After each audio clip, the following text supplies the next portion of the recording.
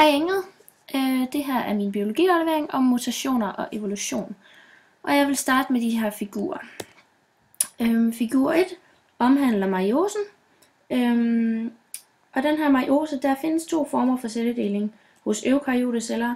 Den almindelige celledeling den kaldes for mitosen, mens den anden kaldes for meiosen.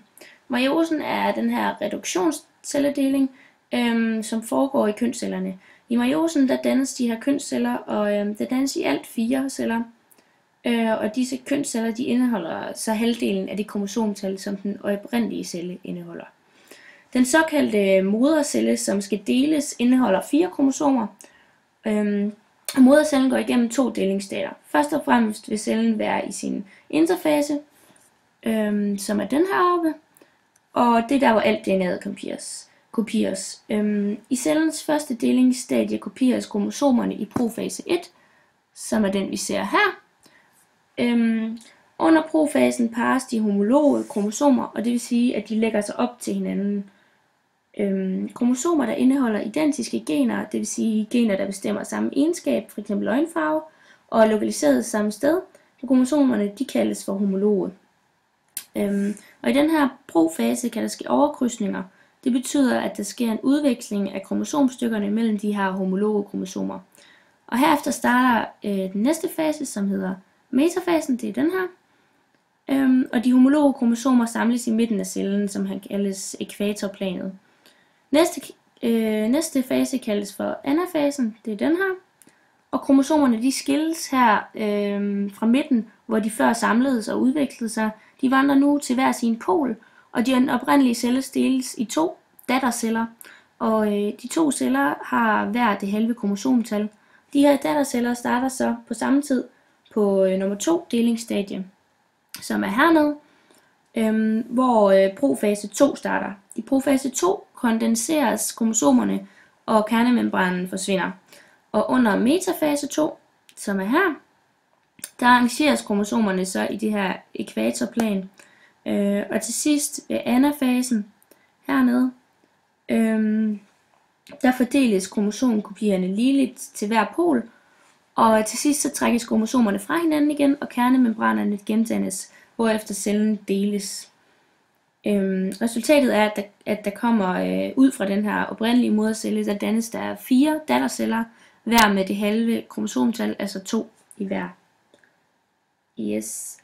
Meiosen den forøger den her genetiske variation i afkommet, og den variationsforøgelse den sker både gennem overkrydsninger, hvor ved nye kombinationer af gener opstår, og ved de tilfældige kombinationer af kønsceller ved befrugtningen, hvorved nye kromosomkombinationer opstår. Det her det er en fordel for arten, fordi det giver mulighed for at afprøve flere genkombinationer i det miljø, arten lever i, og dermed giver det også mulighed for bedre tilpasning, så man kan udnytte det miljø, man nu lever i. Så kommer vi til figur 2, hvor jeg vil forklare, hvordan mutationer for eksempel sker og er grund til Downs syndrom. Mutationer det er, når der sker en ændring af DNA-molekylet, eller antallet af kromosomer og opbygningen. Og det kan medføre, at flere gener bliver påvirket og dermed forandret. Der skelnes som regel mellem 2 typer af mutationer. Der er kromosommutationer og genmutationer. Kromosommutationer er en ændring af kromosomernes antal eller opbygning, og det fører ofte til alvorlige handicaps f.eks. Non-destruktioner er som regel skyld i, at der sker ændringer i antallet af kromosomer. Og en non-destruktion betyder, at de her homologe kromosomer i et kromosompar ikke adskilles på normal vis ved celledelingen. Det kan både finde sted under mitosen og meiosen. Sker det under meiosen, altså kønscelledannelsen, så risikerer man, at der dannes kønsceller med 1 kromosom for meget eller for lidt, og det kan forekomme i både meiosens første og anden deling. I tilfælde af fejl i den her meiotiske deling vil kønscellerne blive unormale, og sker det i anden deling vil halvdelen af kønscellerne blive unormale. En normalt dannet zygote har brug for 2 eksemplarer af alle kromosomerne, og blandt andet de normalt og de unormalt dannede kønsceller vil derfor forekomme en zygote med enten for mange eller for få kromosomer. En zygote med for mange kromosomer det kaldes for en trisomi, mens en zygote med for få kromosomer kaldes for en monosomi, og de her ændringer kan som sagt medføre de her alvorlige handicaps. På figuren her kan vi se heroppe i A'eren en form for non-disjunction. I A'eren kan man se, hvordan det ser ud, når fejlen sker i den første meiotiske celledeling. Den viser, hvordan de to homologe kromosomer ikke adskilles her, og der dannes dermed en kønscelle med 2 eksemplarer og en uden. I B'eren ser man så, hvordan fejlen sker i anden meiotiske deling, og hvor der dannes kønsceller med enten 2, 1 eller ingen eksemplarer af kromosomer. Den mest udbredte form for non-destruktion blandt mennesker er non-destruktion af kromosom nummer 21 ved ægcelledannelsen, og det resulterer i en ægcelle med 2 kromosomer. Efter befrugtningen med en normal sædcelle medføres det så, at der kommer et tredje kromosom, hvilket kaldes trisomi 21. Denne her trisomi medfører Downs syndrom, der medfører lav intelligens og for det meste et særpræget udseende. Så kommer vi til figur 3, hvor jeg vil snakke lidt om genmutationer.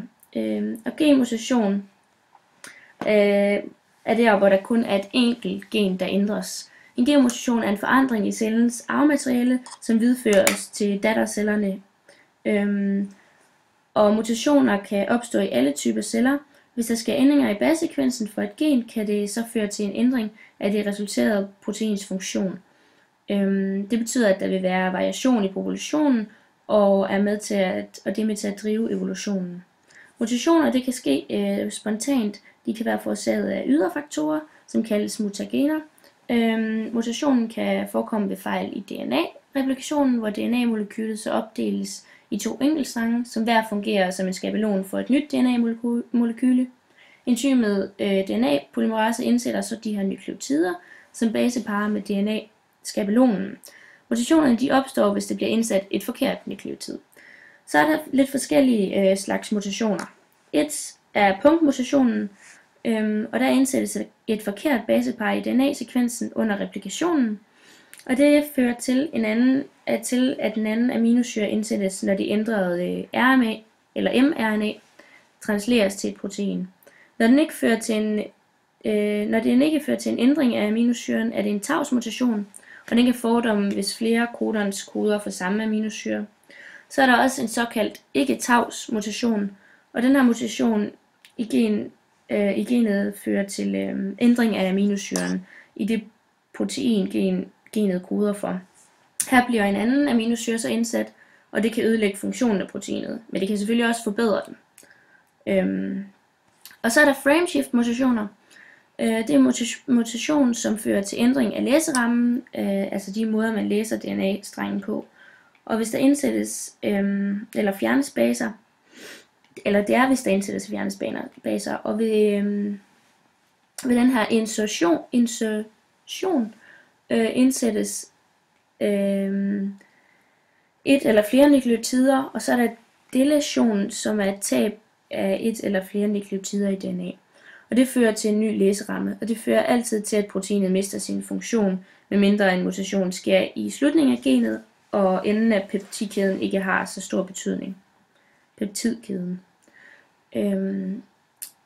Som tidligere nævnt kan mutationerne også ske som følge af mutagener, og det er altså de ydre faktorer. Det fører mig til figur 4, hvor jeg vil snakke lidt om de her mutationer, fordi de kan som tidligere nævnt ske ved udefrakommende påvirkninger, f.eks. stråling, men de kan også ske spontant ved DNA-replikationen. Og man siger altså, at der sker en mutation per gen per millioner kønsceller. Per 1 million kønsceller. Derudover bidrager de her nye kombinationer af forældrenes gener til variation, plus de genetisk forskellige kønsceller ved det her overkrydsning i meiosen. Mutationer de er så skyld i ændringer af generne, hvilket betyder, at arterne ændres igennem årtier og tilpasser sig nye forhold. Og det er sådan her evolutionen ligesom forekommer. Evolutionsteorien om naturlig selektion og udvælgelse bygger eksempelvis på alle de her arter, de får flere afkom, end der kan overleve, og derfor er der en evig kamp om overlevelse, eksempelvis kamp om føde. Og de her egenskaber de er arvelige, og dermed er variationen arvelig. Og egenskaberne er forskellige, og derfor sker der en naturlig udvælgelse af individer, altså de bedst tilpassede individer overlever, survival of the fittest, som du også har kaldt det, og det sætter dermed sådan, dem der overlever bedst, det er jo dem, der kommer til at sætte afkom i verden. Og mutationer og de her livsbetingelser, det er så grunden til, at nogle udvalgte arter ændrer sig gennem årene. Og de skal tilpasse sig nye ting, og ændringer i arternes livsbetingelser, f.eks. i miljøet, det fører sig til gradvis ændring af arten, og også helt nye arter. Så det vil sige, at miljøet det spiller altså en meget stor rolle for, om mutationer er gavnlige for individet eller dyr. Og hvis individet så er godt tilpasset og har mange afkom, så hedder det, at det har et stort fitness. Jo flere afkom, desto større fitness. Her til sidst, så er der en artikel om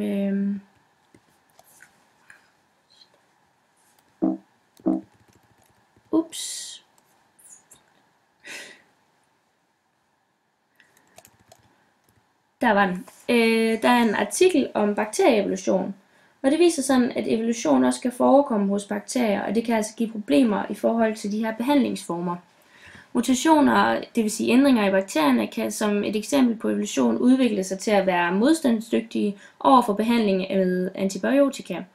Og det er et eksempel på, hvordan mutationer kan være til grund for både at styrke og gøre svagere. Altså i det her tilfælde, der styrker de så bakterierne til at være modstandsdygtige, og det gør dem så sværere at kurere.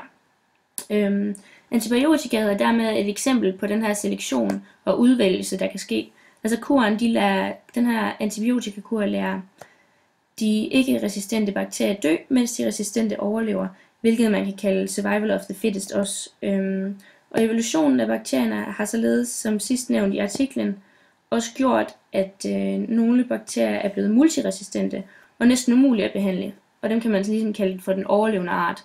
De overlevende og stærke bakterier vil derfor kun styrkes af de gentagne antibiotikabehandlinger, fordi selektionen netop konstant gør, at de svageste bakterier bliver fravalgt og dør. Ja, det var det, jeg havde at sige.